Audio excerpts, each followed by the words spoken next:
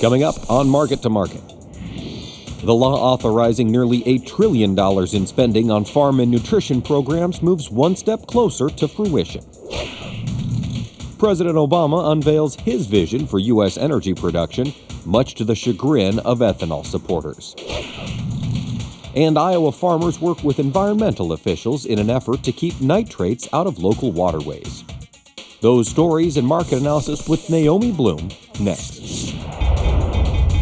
This is the Friday, January 31 edition of Market to Market, the weekly journal of rural America.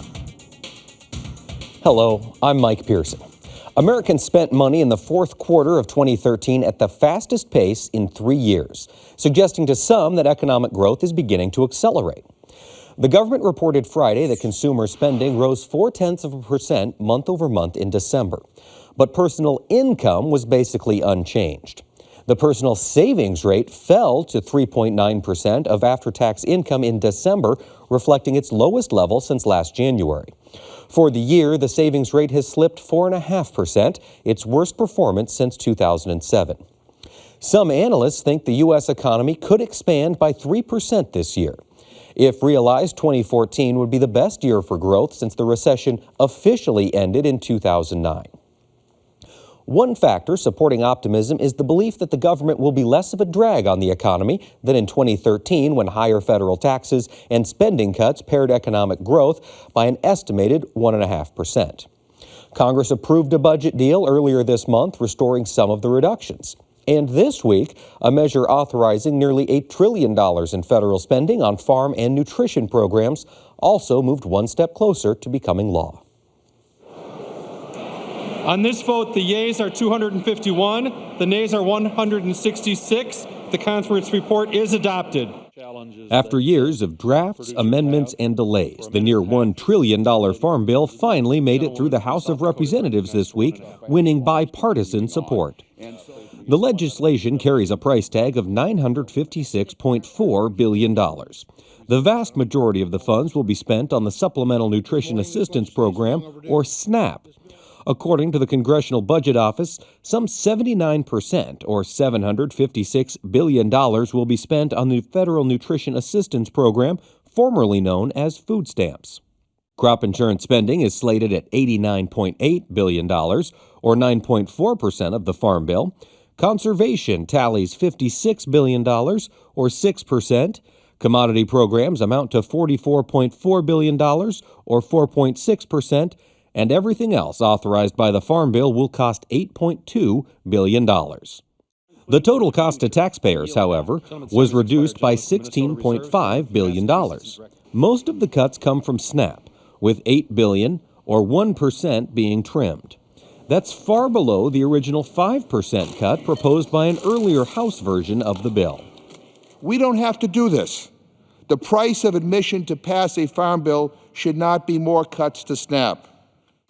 Farm subsidy, commodity, and conservation programs all were reduced, while spending on crop insurance was increased. That means the end of direct payments, in which farmers were paid regardless of price or yield. The American Farm Bureau, National Corn Growers, and American Soybean Association all support the bill. But the American Meat Institute, National Cattlemen's Beef Association, National Pork Producers, and National Chicken Council object to country of origin labeling, or COOL. That mandate requires meat packers to label where animals were born, raised, and slaughtered. House leaders supported the bill. No matter how much money we spend on supplemental programs to make sure our fellow citizens have enough to eat, and that's important, never forget, if there's not a product on the shelf, if there's not meat in the case, if there's not vegetables or fruit available, it doesn't matter how much you subsidize. The food has to be. Bitterly cold weather and increased demand are fueling a sharp increase in the cost of propane. The average residential price rose over 300% in the past week alone, climbing to just over $4 per gallon. Midwest customers have been hardest hit as prices there hover near $4.50 per gallon. Fuel costs are rising despite a renaissance in domestic energy production. U.S. crude oil output has surged by nearly 60% over the past 5 years, while imports have declined by more than 20%. Renewable fuels proponents say their products also reduce America's dependence on foreign oil. And an Obama administration proposal cutting the amount of ethanol in U.S. gasoline encountered strident opposition again this week in a leading farm state. Voices in the Midwest continued to be raised in opposition over the proposed changes to the Renewable Fuel Standard, or RFS. Big oil has had some reason why not ethanol. With less than 24 hours remaining before the Environmental Protection Agency's comment period closed, many of the same players present at last week's hearing in the Heartland were in attendance at the 8th Annual Iowa Renewable Fuels Summit held just outside Iowa's capital city of Des Moines. The oil industry paid for this big fancy study. Joining the list of regulars banging the drum for ethanol was the familiar voice of the president and CEO of the Renewable Fuels Association. I think what EPA proposed was monumentally stupid. And for EPA to be saying, oh, well, Exxon says there may be a problem here, we're going to roll it back. I'm sorry, I have trouble understanding why this administration would try to change a program that has been so successful to accommodate ExxonMobil. In response to EPA's proposal to cut 1.4 billion gallons of annual ethanol production from the Renewable Fuel Standard, more than 15,500 comments have been submitted. Even billionaire oil man T. Boone Pickens, who has invested heavily in America's vast natural gas resources, cast his vote for ethanol. Well, I said what I think ethanol. It's American, and I'm for anything American. We import about half of what we produce, and half of the half that we produce comes from OPEC. That is what I focus on and have for some time, is get off the enemy's oil. That when you are buying oil from OPEC, not from every one of the countries, but some part of what you're paying gets in the hands of the Taliban and Al-Qaeda. Biofuels, a common talking point in State of the Union speeches since the Carter administration, were left completely out of the annual message and upstaged by natural gas. And today, America is closer to energy independence than we have been in decades. One of the reasons why is natural gas. If extracted safely, it's the bridge fuel that can power our economy with less of the carbon pollution that causes climate change. President Obama's mention and support of natural gas in his State of the Union speech may signal a shift away from renewable energy toward more traditional fossil fuels. On Friday, the State Department announced again that it has no major environmental objections to the long-delayed Keystone XL oil pipeline from Canada.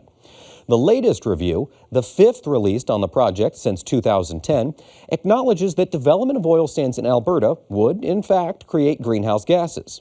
But the report makes it clear that other methods of transporting the oil, including railroads, trucks, and barges, would release more pollutants. And so it goes in the never-ending debate over U.S. energy policy. Even renewable fuels are not immune to environmental scrutiny. In Iowa, the debate centers on runoff from the fields that produced corn, the primary feedstock of ethanol. But growers and environmental watchdogs are working together to protect and improve water quality. In this second installment of a two-part series examining the issue, Paul Yeager discovered the partnership is yielding results. According to the Iowa Department of Natural Resources, 30% of the 880 municipal water supplies in the state of Iowa are highly susceptible to contamination from nitrates. While there are many contributors, agriculture is often viewed as the primary source. We've seen some places in the country where the federal government has stepped in and try and regulate pieces around water quality with not a lot of success, and certainly not near the size of an area we're talking about in the Mississippi River Basin or Iowa itself. In October of 2013, lawmakers in Iowa allocated an additional $22.4 million, doubling support to conservation and water quality improvements. $2.8 million was earmarked for a cost-sharing program designed to help farmers implement nutrient reduction strategies that include planting cover crops. We can do better, and if we focus on this, I think we'll get more tools and we'll figure out better ways of doing it. If that holds off the federal government from addressing this, I think this is a better, more effective way to make that happen, rather than have somebody thousands of miles in an office someplace draw a circle on a map and say, everybody does this in a certain area. We need that flexibility. We need, I think, the ingenuity of producers. The Iowa Nutrient Reduction Strategy, the culmination of 2 years of work by the Iowa Department of Agriculture, the Iowa Department of Natural Resources, and Iowa State University, found that cover crops were the best single practice farmers could implement to reduce pollution from nitrates. In Griswold, Iowa, it is hoped cover crops planted in the Wells capture zone will be the solution to reducing high nitrate levels in the city's water supply. We have family and friends that live in town, so we need to do what we can to protect the groundwater there also, and our wells come out of that too, so we need to protect what we drink also. Brent Bierbaum farms 2,500 acres of corn and soybeans near Griswold, Iowa. He planted ryegrass as a cover crop after the harvest, but his neighbor Kenny Cousins applied seed to standing corn. We flew rye on September 3rd, and we got some nice rains after that, and we've got some good germination on the seed, and I think it's probably 4 or 5 inches tall out there now. While there are risks and costs involved with aerial seeding, there are benefits. Aerial seeding makes it possible to plant large areas quickly. It also extends the growing season because it allows the cover crop to be planted prior to harvesting the cash crop. If we get some fall rains, the stuff takes right off. The rye is an amazing little kernel that it'll turn itself around and put a root down just so easily. And holding them nutrients available so they don't get away from the farmer should be a real plus for everybody involved. While Bierbaum and Cousins planted rye as a cover crop in Griswold, just down the road, Max Potter planted a combination of oats and turnips. The cover crop we got here is oats and turnips. We put it in where we chop. This is really, I guess, the first year we've done that. And with all the interest in cover crops right now, we thought we would try it. Oats as a cover crop deters weed growth, while turnips, described by some as cow candy, prevents soil compaction. When we get the rest of the corn harvested, as you can see behind me, we only chopped about half of this little field.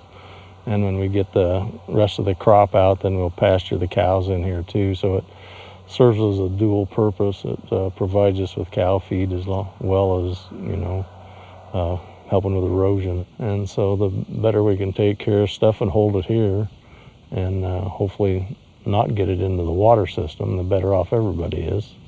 So it's not just for us, but it's, the community and the country, I guess you'd say. Cover crops aren't the only cost-effective solution municipalities are employing to keep agricultural runoff from entering water supplies. In Elliott, Iowa, with a population of only 350 people, a $300,000 to $1 million nitrate removal facility was out of the question. The solution decided upon did not involve planting cover crops, but instead to take cropland out of production. And, we talked to the committee, we voted on it, and this is what we decided. Try to do it naturally and have a wetland, and this will be more permanent, on the outcome. The city purchased 18 acres of marginal farmland and, along with 4 acres donated by the school district, was able to construct a 22-acre wetland. While the primary goal of the wetland will be to filter nitrates out of the town's water supply, it will also be a gathering place for the community. Walking trails have been constructed, and the wetland will be used by the school it borders as an outdoor classroom for environmental education. It is almost 100% funded by grants, so it's a very economical way to go, and hopefully by next spring everything will be done. While it is too early to assess a change in nitrate levels in Elliott, in Remsen, water monitoring tests have shown great results after the town of 1600 converted nearly 100 acres of cropland to native grasses.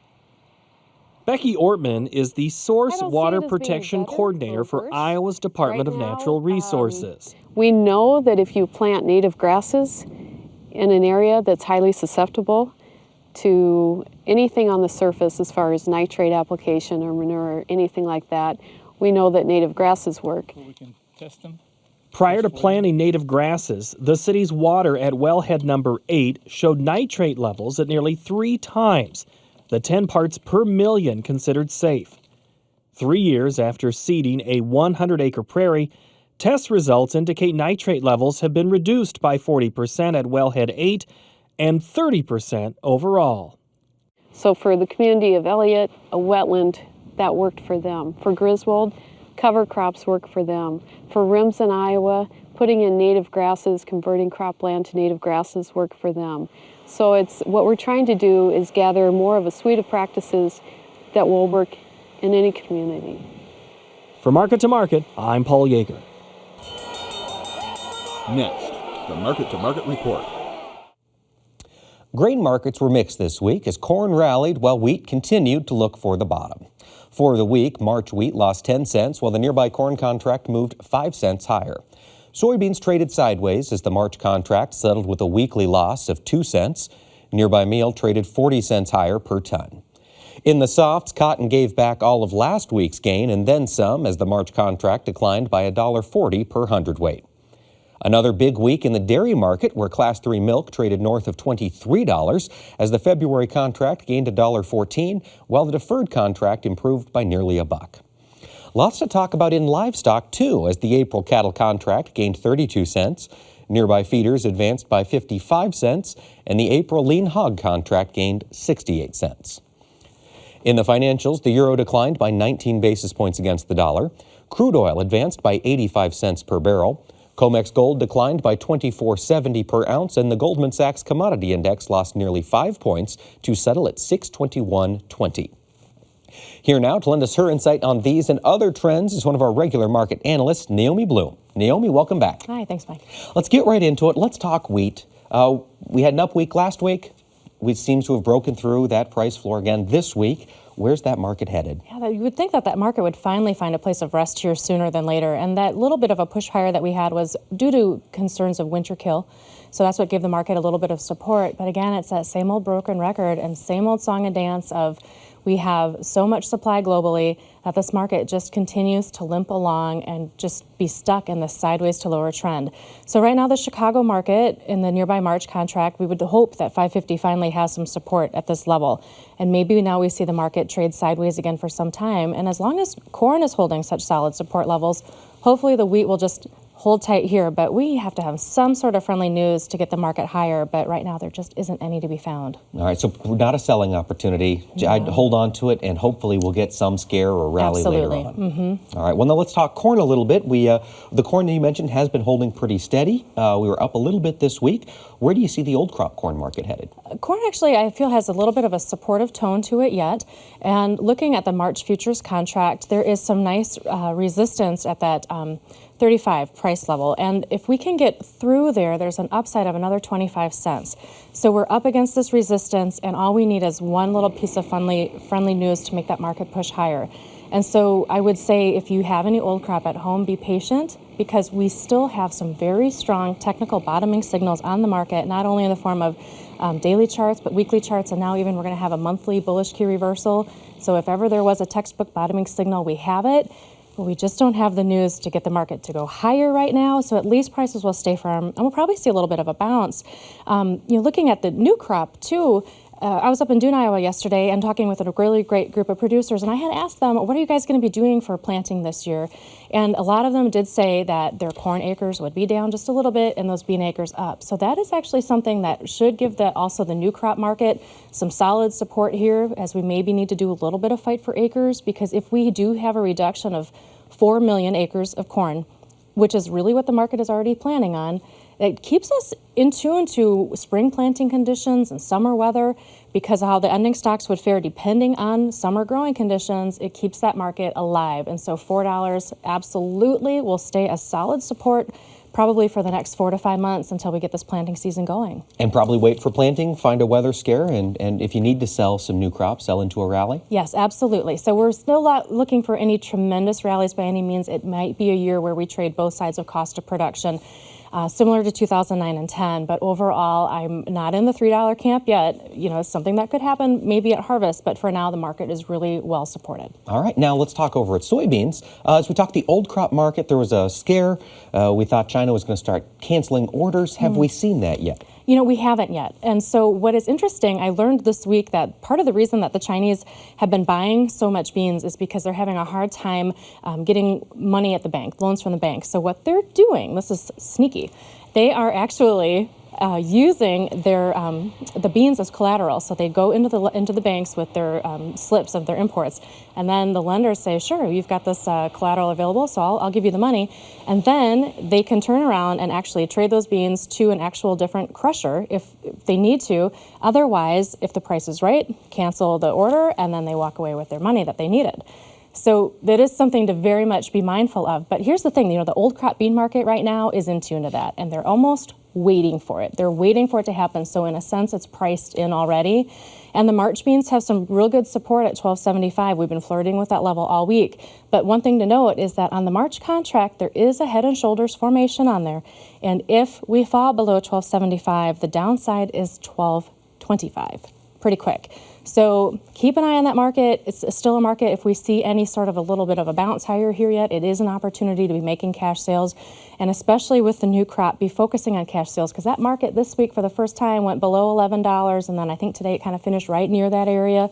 So we really want to be watching that closely, because with these increased acres coming, that market doesn't have much of a reason to rally. It's kind of like the wheat, where you're going to have this global glut, and it's going to maybe hit that soybean market as well, and we could see prices fall a little lower. All right. Well, now let's jump over on the livestock side.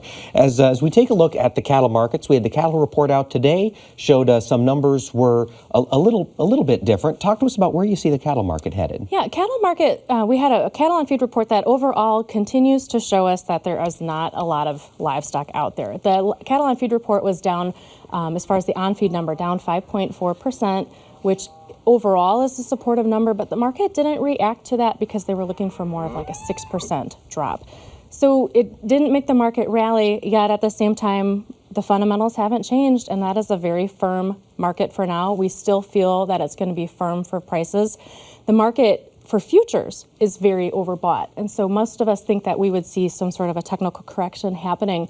However, the cash market is trading at such a premium to the futures market that you almost think, well, maybe this futures market has enough reason to stay firm, at least, if not go higher potentially. But it's a day-by-day situation where we're watching the cash market, watching how the feeders trade and all of those types of things. But overall, we have just a nice, solid demand in that market too. And we saw that on the cold storage report, big drop in supplies there. So that cattle market still looks firm as far as price goes for another month or two. And then we'll see how production is going at that time and how demand is going, but definitely firm prices. If you see a correction along the way right now, don't panic, but just look for a nice sideways trend from here on out. All right, and they mentioned today, I think the USDA put out numbers, we've got the lowest cattle herd since 1951. Yeah.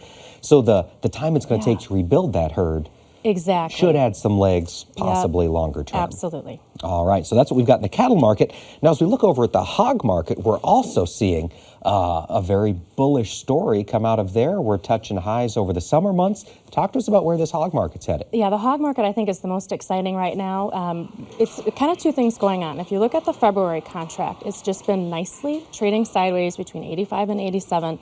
And the reason for the front months to be so quiet and calm is because the hogs that are coming to market right now are so heavy.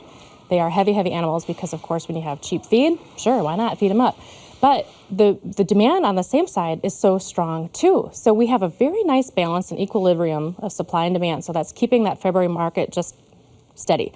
But the reason that the April contract is so high and even the June contract so much higher is because they're expecting seasonally production to fall, because that's what happens in those months.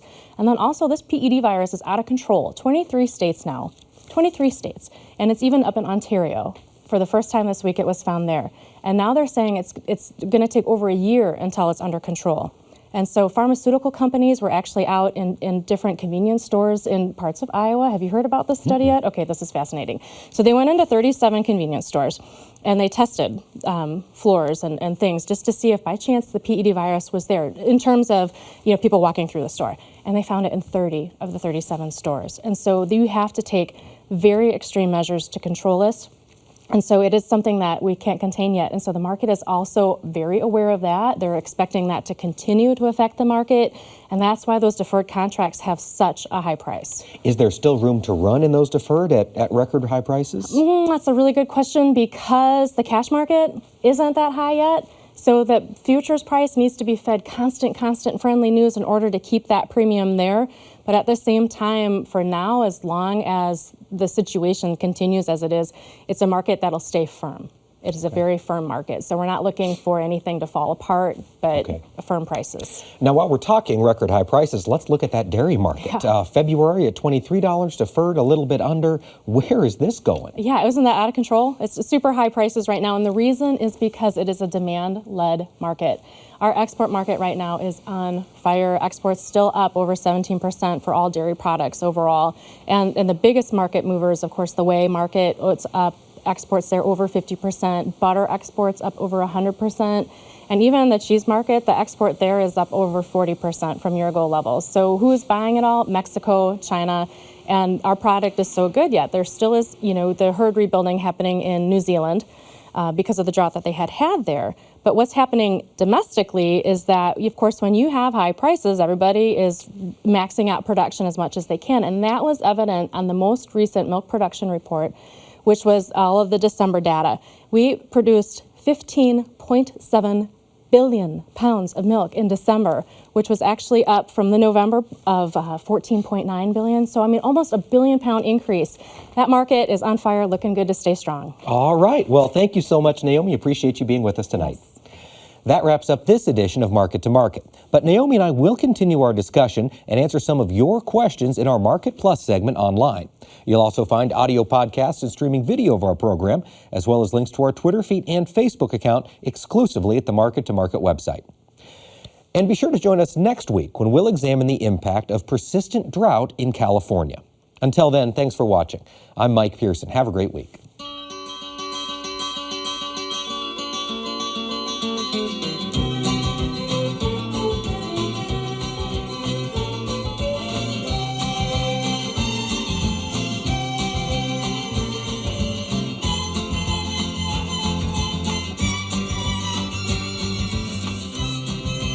Market to Market is a production of Iowa Public Television, which is solely responsible for its content.